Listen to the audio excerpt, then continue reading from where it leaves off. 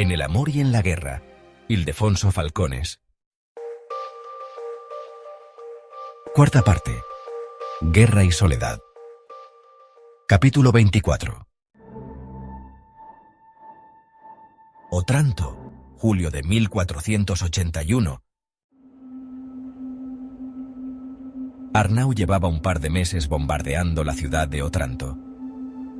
Tras la huida de Gedik Ahmed, los napolitanos se establecieron en las cercanías de la ciudad y emplazaron la artillería en el monte de San Francisco, en el de Santo Domingo y en un altozano entre ambos, todos dominando el lugar, pero por cada disparo de bombarda que efectuaban los cristianos, los musulmanes replicaban con 4. La situación se había enquistado. Los unos no lograban romper el asedio y los otros lo soportaban bien provistos de alimentos y municiones. Lo único que conseguía traspasar los estrictos límites del campo de batalla y vagar a sus anchas era la peste, que había rebrotado con fuerza y se había expandido con el sol y las temperaturas de un verano tórrido. Arnau y los 5 soldados que atendían la bombarda, escondida tras un montículo y separada de las demás para impedir un impacto conjunto, tomaban todas las precauciones necesarias para evitar el contagio. Sin embargo, esas cautelas eran mucho más difíciles de adoptar por parte de los asediados, a los que catapultaban cadáveres de animales infectados para propagar una enfermedad que se estaba cebando especialmente en los otomanos. Ahora también les hemos mandado unas cuantas putas vestidas con ropas contagiadas, oyó Arnau, que comentaba con sorna uno de los artilleros en un descanso, a la espera de que les abasteciesen de pólvora. Las putas son más baratas que estos cañones, apuntó otro. Y más efectivas, rió Luca, aunque cayó al instante ante el semblante adusto de Arnau, ellos sentados en tierra, su capitán en un tocón. Arnau no intervino. Sí, les enviaban prostitutas infectadas y les lanzaban cadáveres pútridos y descompuestos, y los bombardeaban constantemente también. Y no servía para nada. Desde su atalaya, se había convertido en un espectador tan privilegiado como pasivo. La guerra se desarrollaba a sus pies. Presenciaba las constantes escaramuzas entre ambos bandos, sus embates, sus peleas y persecuciones. Llegaba a oír los gritos y alaridos de unos y otros, y hasta creía percibir los estertores de los que agonizaban abatidos en el campo. Entre el permanente olor a pólvora era capaz de distinguir el de la sangre, los excrementos y la putrefacción de cuerpos y miembros amputados. Tanto lo habían acompañado a lo largo de su vida que los identificaba, aunque no pudiera definirlos. ¿A qué olía el dolor de un soldado herido? Suspiró. Estaba cansado, decepcionado y abatido. La guerra no prosperaba pese a que Gedik Ahmed no había regresado a Otranto, ni lo haría. Mehmed II, el gran sultán de Constantinopla, el conquistador, había fallecido repentinamente poco después de la vergonzosa actitud de la armada napolitana, que facilitó la huida de su general, dejando un vacío de poder que propició la lucha por el trono entre 2 de sus hijos, Bayezid y Jem. Los hermanos se enfrentaron y venció Bayezid, cuyo ejército capitaneaba el propio Gedik Ahmed. Pero el nuevo sultán, pese a los ruegos de su bajá, arrinconó toda ambición sobre Italia para destinar sus esfuerzos, recursos y soldados a asegurar su posición en un inmenso imperio sometido a guerras internas y todo tipo de conjuras. La situación política entonces infundió ánimos a un duque de Calabria que afrontó personalmente campañas suicidas que llevaron a la muerte a muchos de sus hombres. Arnau contemplaba con verdadera tristeza la actitud alocada de un príncipe humillado que pretendía destacar entre los grandes generales italianos a costa incluso de arriesgar a su ejército. Todo en los generales y nobles era ambición, ansias de distinción, de destacar sobre los demás con independencia de consideraciones tácticas o de cualquier estrategia bélica. Si el rey Alfonso levantara la cabeza, se lamentaba Arnau una y otra vez, porque hasta él se vio involucrado en esas intrigas y luchas por el poder y el favor de los grandes. Allí dormitaba en una choza que sus hombres habían levantado con ramas, y él había ocupado como campamento cuando Luca lo avisó de que tenía visita. ¿Quién?, se interesó. Varones, el barón de Penne y el de Castelpedroso. Arnau los recibió sin la menor ceremonia, vestido con su jubón y sus calzas negras, ahora ajadas y sucias por la pólvora, el humo y la tierra. Solo su espada al cinto relucía. Con todo, aunque lo hubiera deseado, algo que tampoco se planteó, no podría haberse engalanado ante sus familiares puesto que carecía de muda en condiciones. Lorenzo y Rocco, pie a tierra, aprovecharon la espera para examinar la bombarda, curiosear entre las balas de piedra y de hierro, trastear con la pólvora y el aceite para enfriar la caña y la recámara. Moviéndose por la zona mientras sus hombres, también desmontados, permanecían algo alejados del lugar. Arnau se había encontrado con ellos en varias ocasiones. Eran buenos capitanes, le constaba, y cada uno aportaba hombres a un ejército que todavía no alcanzaba la autonomía que Ferrante pretendía. Salvo por esos encuentros casuales en las batallas, y alguno todavía menos frecuente con Lorenzo en Nápoles, donde era difícil que coincidieran, Rocco, si es que pisaba la capital, no le avisaba. Arnau no mantenía contacto con ellos, ambos ocupados en sus tierras, en sus familias, en las guerras y en sus intereses. Los saludos e intercambios de noticias fueron los propios de 3 militares en campaña, distantes, algo hoscos y breves, como si pretendiesen ocultar a los hombres que se mantenían apartados de ellos cualquier posible muestra de emoción. ¿A qué se debe que os hayáis perdido por este cerro?, inquirió el padre y tutor, respectivamente, de uno y otro. Percibió la duda en Lorenzo. Queríamos hablar con vos, propuso el hijo con cautela. Venimos a exigiros que rectifiquéis ante los nobles a los que ofendisteis en Brindisi. Se lanzó Rocco, con esa arrogancia que tanto llegó a defender el propio Arnau como necesaria en un noble. El hijo de Marina esperó la reacción violenta de su tutor, pero ante el silencio con el que Arnau acogió su petición, continuó. Si en algún momento la relación familiar con vos, el gran general del rey Alfonso, fue un privilegio para nosotros, hoy se ha convertido en una lacra. Os habéis peleado con la mayoría de los varones de Italia, los insultáis y humilláis, todos están irritados con vos. Y eso nos perjudica. Arnau inspiró hondo y los repasó con la mirada. Se parecían a él cuando mandaba sus tropas. Uno rozaba la treintena, el otro pasaba de los 40 años. Esa soberbia, la misma que la suya, sí lo decepcionó. Le habría gustado que su visita obedeciera a otros motivos. Por un instante le agradó pensar que quizá lo necesitaran, que recurrían al soldado experto, que pretendían su consejo, su ayuda, o que tal vez conocedores de su destierro al mando de una bombarda en una loma alejada del campo de batalla, hubieran acudido a verlo como compañeros de armas, a animarlo, a interesarse por su suerte. No, no era eso. Su relación los perjudicaba, lo culpaban. ¿Y qué pretendéis?, inquirió. Que os disculpéis con ellos, con el duque de Calabria, y hasta con el rey si fuera menester. Rocco había elevado la voz.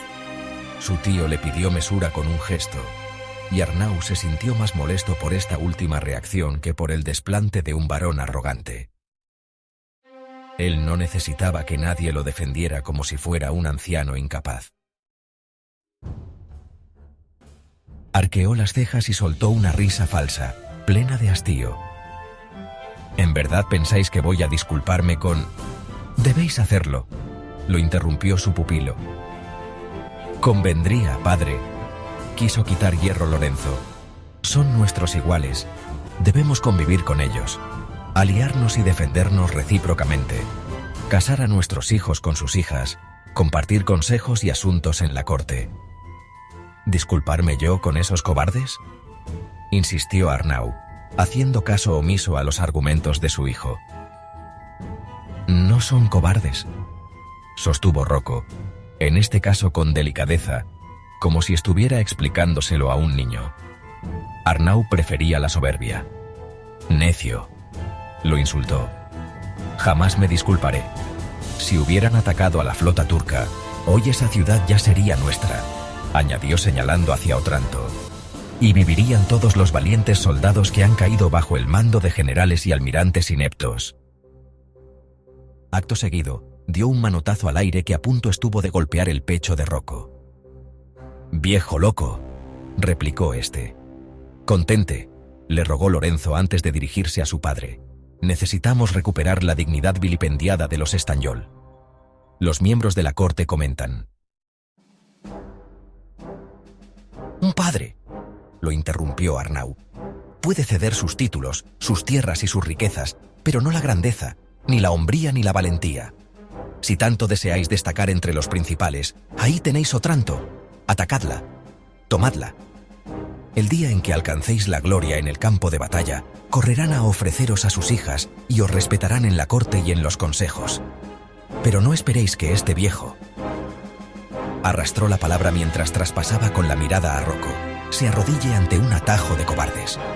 ¡Idos!», les exigió al tiempo que señalaba el camino, con los hombres de uno y otro, así como sus artilleros, pendientes sin disimulo de la discusión.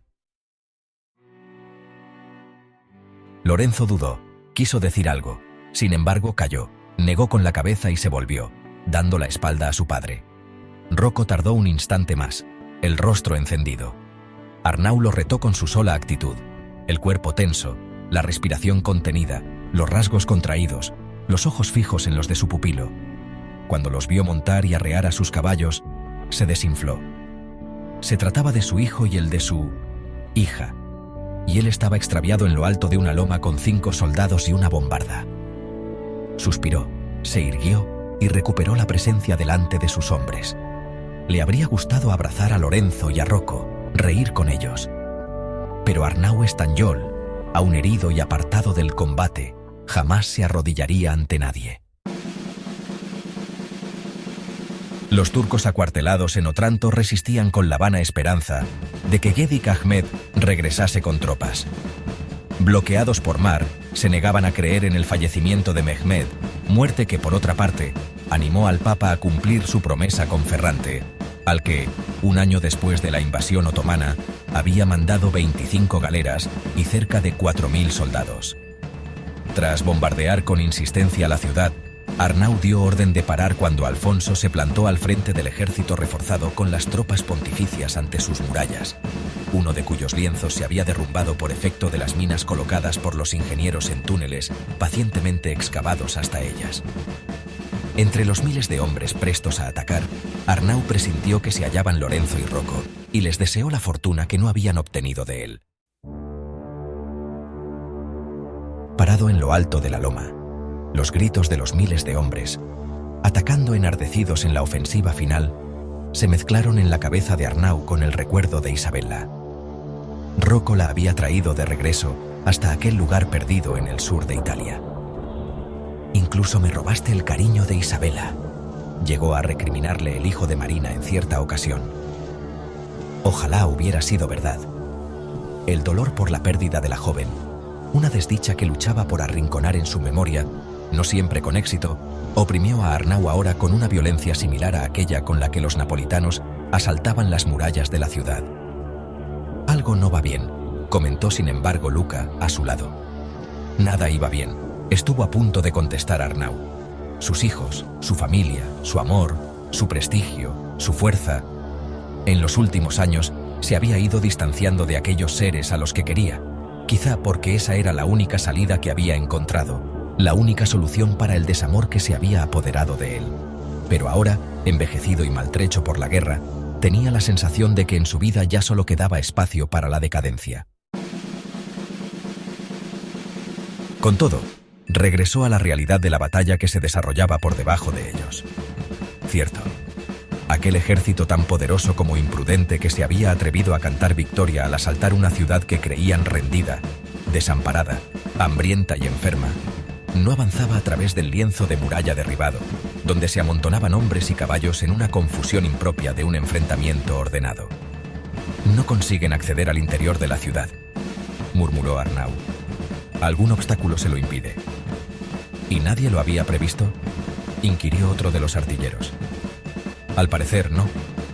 Empezó a contestar Arnau con la mirada fija en Otranto. Nunca se puede prever todo. El comentario llegó desde su espalda. Arnau fue a volverse cuando 3 certeros flechazos abatieron a otros tantos artilleros que cayeron desplomados casi a sus pies. «Ni se te ocurra revolverte, viejo», le advirtió uno de los atacantes ante el intento de Arnau de desenvainar una espada que no portaba al cinto, olvidada en el chamizo porque no la necesitaba en aquel promontorio alejado del combate. Pese a su vulnerabilidad, desarmado, el duque de Lago Negro hizo ademán de abalanzarse sobre el atacante, pero se topó con una ballesta tensada que apuntaba directamente a su cuello, a menos de un paso, tan cercana que la saeta casi le rozaba la garganta. «Yo que tú no lo haría, viejo», insistió el asaltante, y de inmediato Arnau reconoció en él al ballestero, que se había burlado de ellos un año antes en los caminos embarrados que conducían a la Apulia. «Tú», calló al ver cómo los hombres que los habían sorprendido acababan de manera fría y brutal, a espadazos, con la vida de los 2 artilleros que quedaban. La sangre estalló en sus venas para desaparecer después, de repente, mareándolo, haciéndole tambalear ante la mirada. Tierna, angustiada, suplicante de un Luca que se derrumbó con la vista puesta en él. «Acaba conmigo de una vez», retó Arnau al mercenario. El otro sonrió con dientes negros, y todo fue muy rápido. Decapitaron a los artilleros como si se tratase de una incursión enemiga. Fueron en busca de la espada de Arnau, y con ella ejecutaron a un prisionero turco al que arrastraban, pantalones abombados de color verde, cinturón ancho y gorro circular en pico. El hombre suplicaba clemencia en árabe, las manos extendidas hacia el cielo, hasta que cayó desplomado entre estertores, con el arma clavada en su vientre. Y mientras todo ello sucedía, otros 2 hombres martilleaban con fuerza clavos y hierros en el oído de la bombarda en el que se vertía la pólvora de ignición. Se trataba de una de las maneras más usuales de sabotear los cañones, clavándolos, introduciendo hierro a presión en aquel conducto que quedaría ciego y requeriría de una reparación en ocasiones imposible. Arnau sintió una pena estúpida por el arma. Se trataba solo de un cañón, mientras que a su alrededor yacían 6 cadáveres, 5 de ellos decapitados. Trató de recomponerse. Él sería el siguiente. Finalizó el martilleo sobre la bombarda, ya inútil. No se veía capaz de pelear y se rindió a la muerte. Un final deshonroso, a manos de un felón que lo había sorprendido por la espalda. Lo descabezarían también a él. Nunca había imaginado que su final sería tan poco honorable. Una pésima manera de reunirse en el cielo con su rey y con todos los valientes que habían entregado la vida a sus órdenes. «Perro bastardo», masculló hacia el ballestero, y alzó la barbilla ofreciendo el cuello. El otro volvió a reír. «Imbécil, tú sobrevivirás». Al oírlo, Arnau entornó los ojos, desconfiado, extrañado.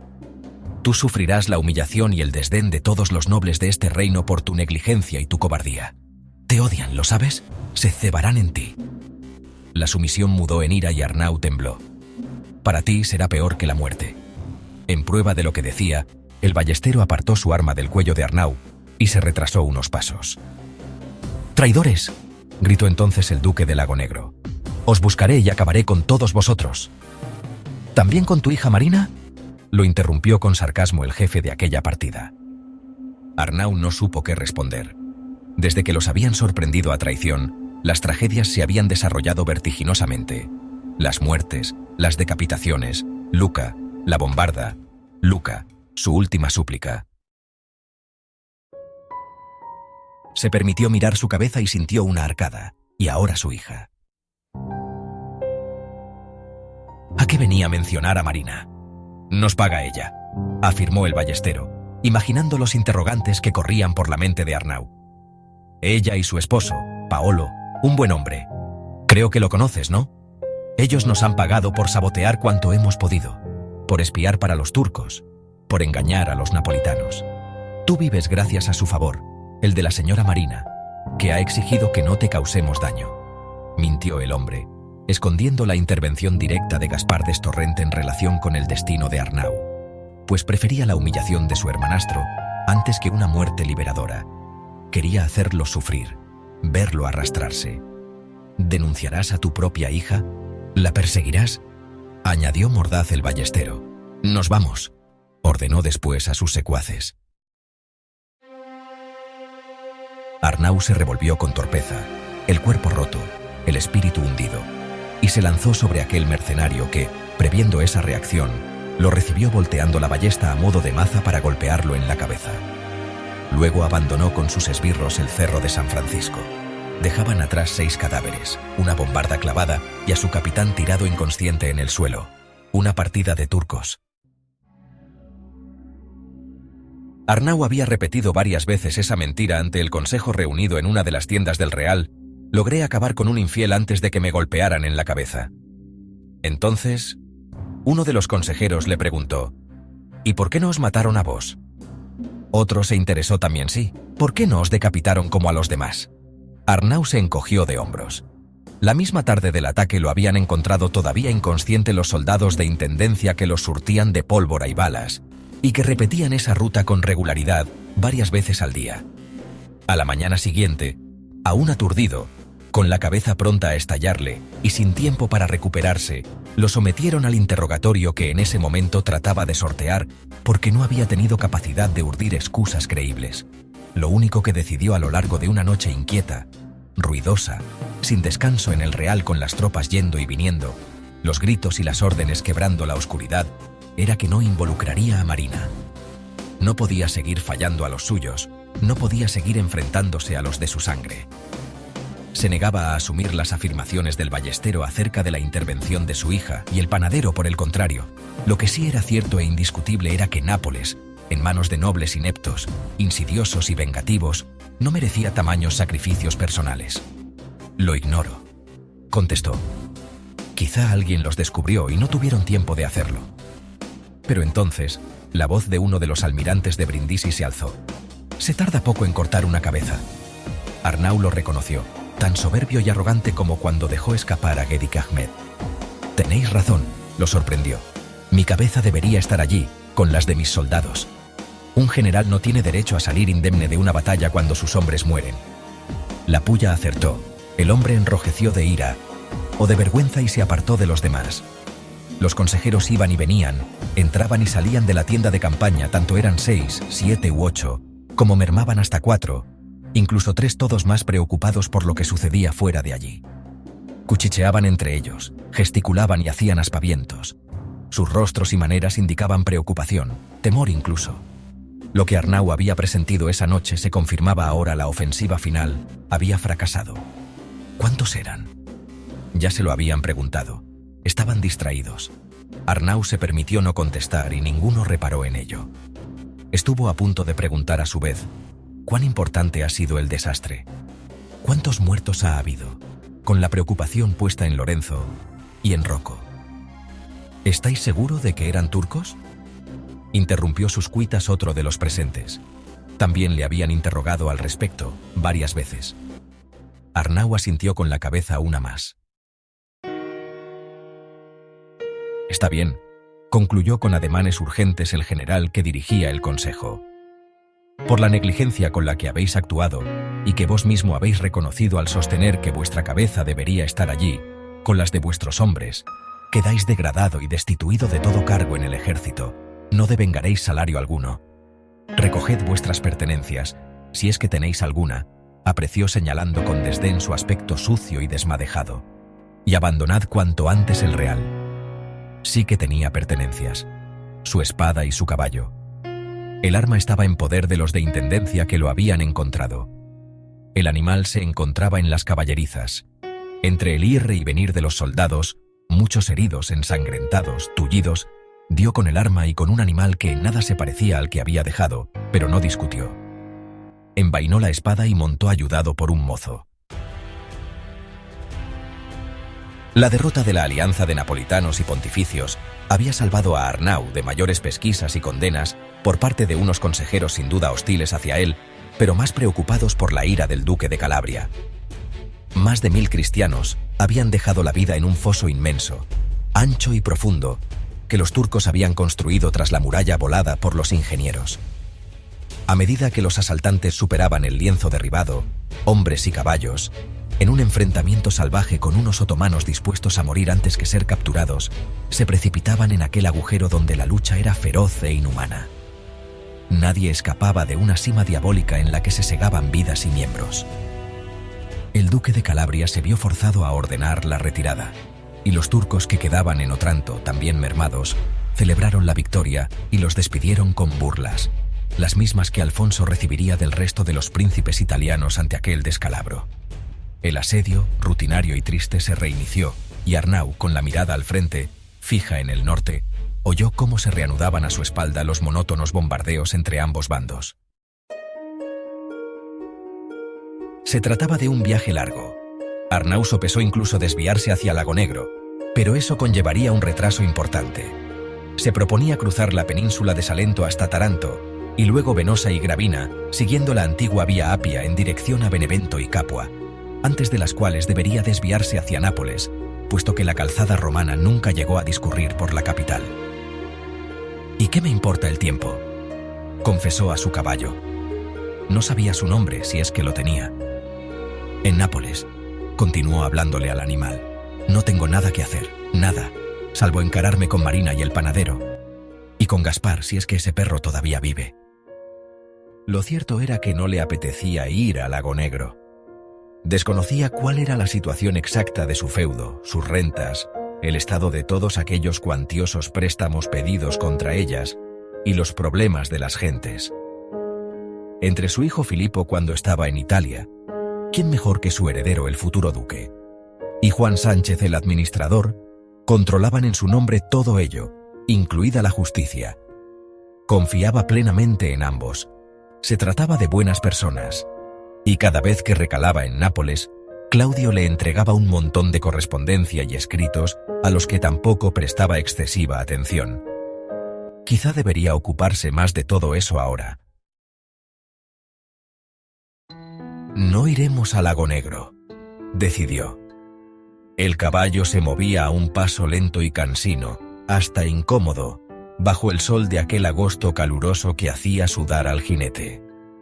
«Tú no aguantarías una embestida en la guerra, aunque confío que galopes lo suficiente para evitar malos encuentros con bandoleros y salteadores de caminos. Esta ruta está plagada de ellos». Sin embargo, pensó, lo más probable era que la mayoría de ellos estuvieran rondando al ejército y a la ingente masa humana que lo acompañaba. Mujeres, familiares, prostitutas, mercaderes, curanderos, frailes y todo tipo de vagos y especuladores. Allí, en extensos campamentos anejos, era donde se reunían el vicio y la lacra, donde prosperaba la delincuencia. Llegaría sin incidentes a Nápoles, confió, pero una vez allí, ¿podría soslayar un encuentro con Marina de la misma manera que hacía con sus tierras? Jamás habría permitido un acto de traición, asesinato y sabotaje como el que habían llevado a cabo aquellos miserables ballesteros supuestamente contratados por el esposo de su hija, porque poco podía tener que ver ella con la leva de unos pérfidos mercenarios. No era cosa de mujeres. Aunque la única explicación a que él siguiera con vida debía encontrarse, ciertamente, en lo que le explicó aquel que los capitaneaba, el favor de la señora Marina. ¿Por qué, si no lo mataron? Habría sido fácil y más seguro para ellos, puesto que en condiciones normales, Arnau los habría denunciado y acosado personalmente. Nunca habría consentido la deshonra que suponía la ejecución de sus hombres, la pérdida de una bombarda, y todo ello inerme, sin presentar batalla, sin pelear por la vida de los suyos. Sin embargo, había renunciado a los principios rectores de su vida como soldado, al honor, la valentía, la lealtad y la honestidad, a todos aquellos de los que había hecho gala en su trayectoria militar. Mintió al consejo. Escondió la verdad y la existencia de un grupo de traidores en las filas del ejército que, sin duda, continuarían saboteando y originando muertes. Al mismo tiempo que finalizaba la vida de un suplicante, Luca puso fin a la suya como soldado. Y todo por Marina.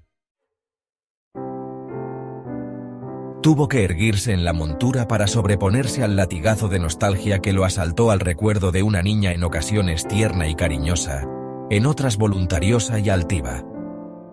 Se le agarrotó la garganta y carraspeó. «Viejo», se insultó en el silencio de las inabarcables tierras que constituían el granero de Italia y que se abrían a ambos lados de una calzada tremendamente deteriorada. La mayoría de los campos estaban abandonados, yermos. Superó el golpe de emoción causado por Marina y se sumió en un extraño estado de placidez, solo quebrado por el movimiento arrítmico del caballo. Por un instante temió que estuviera cojo, pero no le concedió importancia. Ya andaría. Se despreocupó. Lo único que acuciaba su mente en ese instante era que no le importaba haber renegado de su condición de soldado valiente y honorable. No se sentía mal, ni culpable, ni insultado. Se había redimido de obligaciones y responsabilidades, de culpas y urgencias, de violencia y sangre. Desmontó de aquel caballo cojo y continuó el camino a pie. Por delante del rucio sin nombre, tirando de las riendas, respiró hondo, un aire nuevo, templado, que entraba fácil en los pulmones, vivificándolo. Tardó mucho más de lo previsto en lo que supuso un viaje iniciático hacia lo que sin duda sería una nueva vida. Primero lo presintió, y después de cada pueblo en el que se detenía, fue ganando convicción, por más que Marina todavía no encajara en un futuro enigmático. A veces, cuando las emociones ganaban, la recuperaba como a una hija. Otras, compartiendo la hambruna originada por la guerra y el dolor de las gentes, se le aparecía como una traidora a Nápoles. Algunas veces la veía como su salvadora, en otras, como aquella que financiaba a los mercenarios que habían acabado con sus hombres, y retrasaba hasta su llegada a la capital una decisión ineludible. En la primera ocasión que tuvo, ordenó quitar las herraduras a Renco, que así había decidido llamar al caballo en honor a los cojos de las caderas. Tras un par de días de descanso, volvió a mandar herrarlo. Bajo su atenta vigilancia, le limpiaron las ranillas, le quitaron piedras escondidas que presionaban y le igualaron los cascos, y el animal consiguió recuperar unos andares que, aun cuando distaran mucho de la agilidad o la potencia de un caballo de guerra, lograron cierta cadencia en el paso que Arnau agradeció a lo largo de un triste recorrido por pueblos y campos devastados.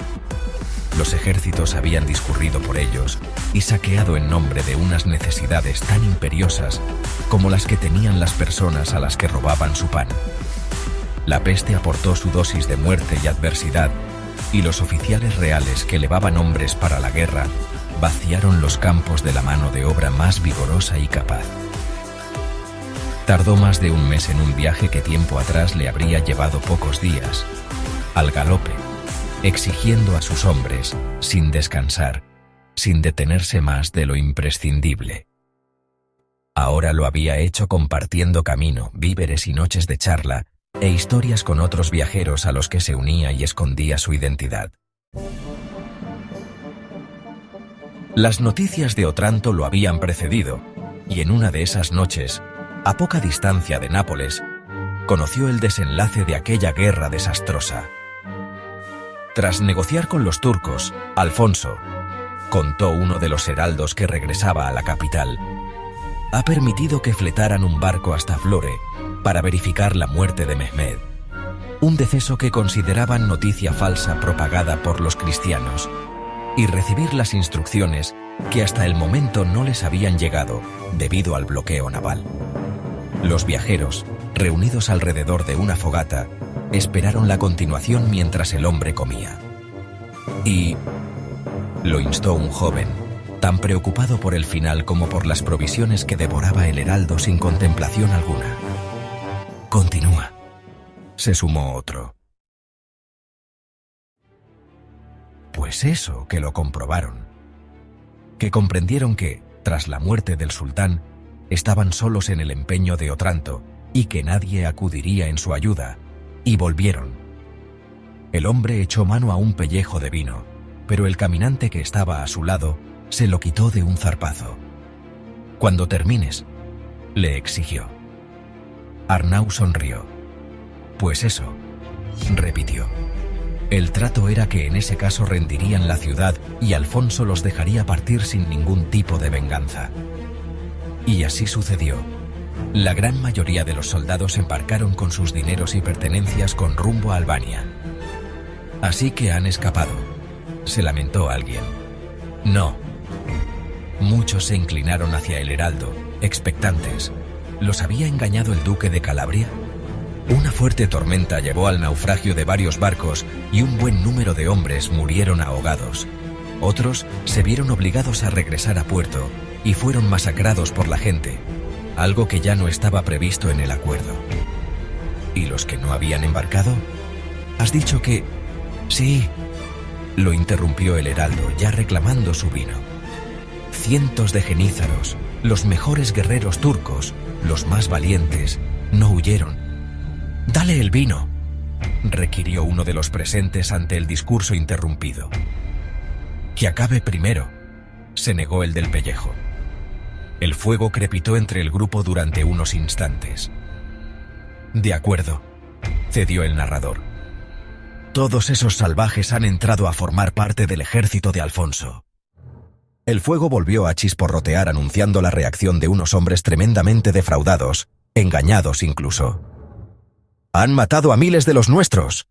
Son musulmanes, herejes, blasfemos, asesinos. ¿Quién puede confiar en ellos?» Sentado en el suelo, Arnau negaba con la cabeza, rendida sobre el pecho, ante las revelaciones de aquel soldado que bebía del pellejo como si le fuera la vida en ello. La muerte de un solo hombre, Mehmed el Conquistador, la peste. Dos sucesos imprevistos, espontáneos, independientes de la voluntad del hombre se alzaban como los únicos causantes de la victoria de un inepto duque de Calabria. Miles de muertes inútiles y un reino arruinado en vano. Se levantó y se dirigió a donde estaba Renko, y se tumbó a dormir al raso, en un clima todavía templado y bajo un cielo estrellado que no dejaba de brillar, ajeno a la ignominia que acababa de escuchar. Suspiró y cerró los ojos. Al día siguiente entraría en Nápoles y tendría que decidir acerca de su hija. ¿Qué sabes de Marina? Claudio siempre había tenido debilidad por esa niña. Arnau esperó la respuesta de un viejo criado que pretendía evitarla. Nada, señor, intentó zafarse el sirviente. Hace tiempo que no la veo. Arnau insistió, sin obtener respuesta. Claudio. Le llamó la atención cuando el criado ya iba a salir del salón, aunque con un cariño que llevó al viejo a volverse hacia él, ladear su cabeza calva y entornar unos ojos ya acuosos. No le deseo ningún mal, te lo prometo. Ya sé que, como suele ocurrir, interrumpió sus pensamientos el criado. No prestaréis atención a las cartas. Siempre se lo digo a Sánchez. Sin embargo, deberíais leer esta, la primera del montón. Lo combinó al tiempo que descargaba los documentos sobre la mesa del comedor, que levantaron una ligera nube de polvo. ¿De qué se trata? Lo ignoro, señor. La trajo un sirviente del barón Filippo Chiara. Arnau ya la había cogido y rasgaba el sello de lacre de su viejo amigo con un presentimiento inquietante. El sirviente ha insistido en un par de ocasiones. Incluso dudé si hacérosla llegar pero Arnau ya no lo escuchaba. Leía con avidez. El esposo de Isabella, reclutado a la fuerza para el ejército ante los estragos de la peste y la necesidad de cirujanos, se había contagiado y poco después había fallecido en los aledaños del Real de Otranto, donde trataban a los apestados. Te lo cuento porque sé del interés que tienes en la mujer, leyó Arnau en la carta de Filippo. No pudo continuar porque le temblaban las manos. Señor, se preocupó el criado. Dios ha decidido sonreírme al fin, contestó él. Eran muchos quienes pretendían a la viuda, le advertía a su amigo, gente principal, aunque del estrato al que pertenecía el médico mercaderes con fortuna, hombres de letras y profesionales. Él, Filippo Chiara, noble catalán de calidad superior a todos ellos, había recogido en su casa a madre e hija, entonces privadas de excesivos recursos, cuando menos dinerarios, tras el fallecimiento de su esposo. Además, comentaba, la liberaba del agobio que le originaban las muchas propuestas, algunas tercas e insolentes, por parte de todos esos bellacos lujuriosos que él había aplacado al mostrar su interés por proteger a la mujer. «Soy viejo», le avisaba con ironía en la misiva. «Y me había rendido a las carencias propias de mi edad, pero esta viuda y su hija me están insuflando tal soplo de vida que me siento rejuvenecer. Si no te apresuras a venir a por ella, yo mismo le propondré matrimonio. Nada me complacería más en este momento». Arnau soltó una carcajada estridente que sorprendió a Claudio. Filipo evitaba hablar de su propia esposa, porque Isabela no se habría refugiado en casa de un notorio libertino, por viejo que éste fuera, de no ser por la presencia de esa paciente y bendita mujer. A la mañana siguiente, tuvo que apretar la cincha de la montura de Renko por no caer al suelo ataviado con los vestidos limpios y apestando a hierbas, porque si bien Claudio no había tenido bastante fuerza para ajustar los correajes al animal, al parecer sí que tenía la constancia precisa para proteger el deterioro de sus ropas almacenadas en el arcón, a base de todo tipo de plantas aromáticas. Arnau, tras una noche en la que apenas logró dormir a pesar del cansancio, confiaba que durante el camino a Gaeta, éstas se aireasen lo suficiente para dejar de oler como un jardín en floración. «¿Y qué hay de vuestra hija?», inquirió el criado cuando su señor ya se dirigía a la puerta del palacio. Arnau tiró de las riendas y detuvo a un renco que tampoco necesitaba mucha orden para pararse. «¿Qué sucede con mi hija?», inquirió. «No. Como habéis preguntado tanto por la señora Marina, tantas veces como tú me has contestado que no sabías de ella». «Sí, sí», se mostró contrito el otro, escondiendo el rostro. «Señor». «¿Qué?», lo azuzó Arnau ante su silencio temeroso. «Si es cierto que Dios os sonríe, deberíais agradecérselo y reconciliaros con ella». Claudio se encogió como si fuera a ser golpeado a causa de su atrevimiento y desvergüenza. Más de un sirviente había recibido un castigo ejemplar por mucho menos. Pero él ya era anciano y creía poder permitirse hablar así a su señor. Además, quería a su niña. Habían pasado muchos años y era injusto que el padre la tratara de ese modo. «Tendré en cuenta tu consejo», escuchó sin embargo de boca de su señor. Arnau fue a arrear al caballo, pero se detuvo. ¿Y Gaspar? ¿Qué había sido de ese canalla? Desde que leyera la carta de Filippo Chiara no había pensado más que en Isabela. «¡Claudio!», llamó la atención del criado. «¿Señor?». «¿Para qué?», pensó entonces ante la mirada atenta del anciano. Saber de Gaspar solo podía amargarlo, malograr el objetivo de acercarse a Isabela con el que había fantaseado toda la noche. Además, debía de haber muerto hacía tiempo. «En verdad pensaré en reconciliarme con Marina», quiso tranquilizar a aquel criado fiel que lo despidió con una sonrisa. Espoleó a Renko y partió hacia Gaeta. Quizá el viejo Claudio tuviera razón. Aceptó mientras luchaba contra un inédito impulso por echar pie a tierra y abrazarlo, pero se contuvo. Sería una muestra exagerada, se convenció al mismo tiempo. Con todo, lo cierto era que la inesperada noticia sobre Isabela y su viudez, su libertad más bien, y el sentimiento de creerse agraciado por Dios lo llevaron a aceptar la petición de Claudio. Sí, se reconciliaría con Marina, y olvidaría cuanto había podido suceder en Otranto, por mucho que le costase superar que ella pudiera haber estado relacionada de alguna manera con la muerte de sus hombres. En el fondo era consciente de que se lo había prometido a Sofía, cuando ésta se encontraba ya enferma, y recordó su intento, que Marina rechazó por lealtad a su marido. No quiso pensar en el panadero ahora, solo en ella. La decisión lo liberó todavía más, y sintió que la carga que hasta entonces lo mantenía oprimido se desvanecía ante la simple elección de esa reconciliación sin condiciones, sin reproches. No había conseguido desprenderse del olor a las hierbas con las que Claudio conservaba sus ropas. Ese fue el estúpido y frívolo pensamiento en el que Arnau se refugió al verse frente a Isabela. Todo cuanto había pensado, soñado e ideado, todas las maravillosas escenas en las que se había recreado a lo largo del viaje hasta Gaeta, se disiparon en el mismo instante en el que ella hizo acto de presencia en el salón de la casa de Filippo y del brazo de éste. Arnau podía dar 2 pasos y tocarla, coger su mano, quizá abrazarla. Lo anhelaba. Pero se quedó quieto igual que ella, también paralizada, la boca abierta, una exclamación interrumpida flotando en el aire. «¿Cómo estás?», se oyó preguntar con voz temblorosa. De súbito, A Arnau se le vinieron encima los 16 años transcurridos desde que Isabella abandonara el palacio de Nápoles y uno tras otro, a modo de martillazos sobre un yunque, lo golpearon. El primero insultó su porte y su apariencia frente a la de aquella mujer vestida con la sencillez con la que se afrontaba la vida doméstica, y que en ese momento ofrecía una belleza serena, el rostro curtido, el cuerpo pleno, en la cima de la madurez. El siguiente atacó su vigor, su energía, y se burló de su virilidad dudando que fuera capaz de satisfacer a una hembra que irradiaba sensualidad. El Arnau que padecía las 1000 secuelas de la guerra empequeñeció ante esa Isabella tan esplendorosa como desconocida. 16 años. Los crueles efectos del transcurso del tiempo siguieron turbándolo. ¿Isabella lo querría? ¿Lo había querido alguna vez en realidad? Un repentino sudor enfrió su espalda y las palmas de sus manos. Le faltó el aire. ¿Qué hacía allí? Ingenuo. No era hombre para ella. Necio. Unos instantes bastaron para derribar las ilusiones de Arnau. Su decepción, expresada a través de una mirada que se hundió en el suelo como para escapar de aquel lugar, fue patente para cuantos asistían al encuentro. El barón Filipo y su esposa, y una joven ya en edad núbil, que había entrado tras Isabella y se mantenía en un rincón, expectante. «Estoy bien, duque», contestó en ese momento Isabella, «esperando si es que ya sois libre».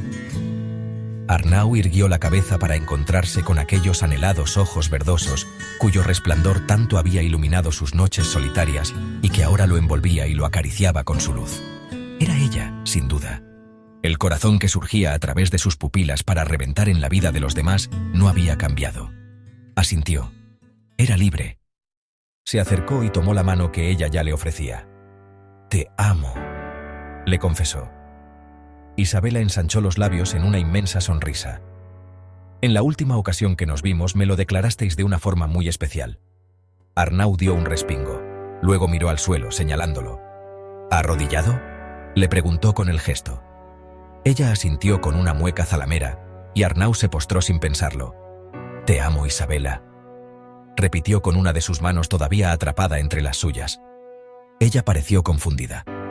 «No», le dijo, y antes de que Arnau pudiera reaccionar, le apuntó. «Toda cordura, recordad, os ruego». Arnau lamentó haber renegado de Ausias Marc, de todos los poetas del mundo y de esas obras que excitaban los sentidos, animaban a la confidencia y a las dolorosas declaraciones de amor no correspondidas. ¿Cómo continuaba? Era el último verso, sí, debería acordarse. «Causa sufrimientos», intentó continuar. Isabella se arrodilló frente a él. «Haced memoria, os ruego», retomó para corregirlo, «que el amor causa grandes sufrimientos, y por amor se pierde». Volvió a apuntar. «Hasta el sentido», recordó entonces Arnau, y juntos, al unísono recitaron: «Yo soy la prueba que he perdido el habla». «Tú me perteneces, Arnau Estanyol», le había dicho ella, su ángel sanador, poco antes de marcharse de su lado años atrás. Y ahora, por primera vez desde que se conocían, acercaron sus labios y se besaron con pasión.